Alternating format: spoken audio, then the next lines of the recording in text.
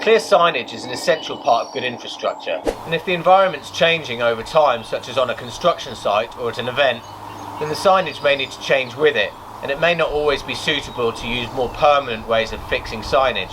I'm going to show you a quick and easy way of attaching a sign up there on the top of a shipping container, so that when the time comes and the shipping container has to move or the sign has to change, it's quick and easy to whip it out and send the container on its way. For this you're going to need one domino clamp, 10mm and an 8mm hex key, an adjustable spanner or 19mm spanner, 48mm palm railing tube clamp with M12 screws and washers available in our shop, two 48mm single lugged tube clamps, two M10 bolts and washers, a short length of steel scaffold tube, and of course a sign.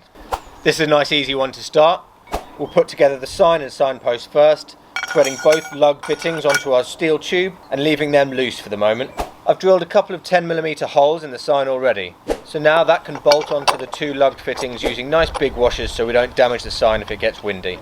And finally, do up the grub screws on the lugged fittings. If you don't know how our domino clamps work, pop over to the main instructional video to find out the details. But the basics are pretty easy.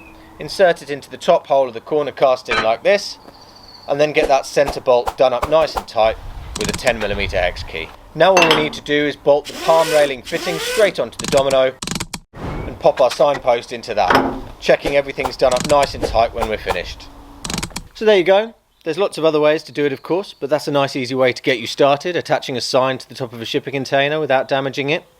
If you need the sign to go high, you can of course use a clamp top and bottom with a pole going all the way through. That will make the whole thing a lot stronger, and we've got a tutorial for doing that as well.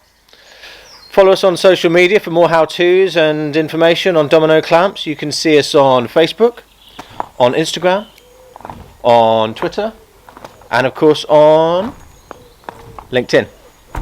In the meantime, happy clamping!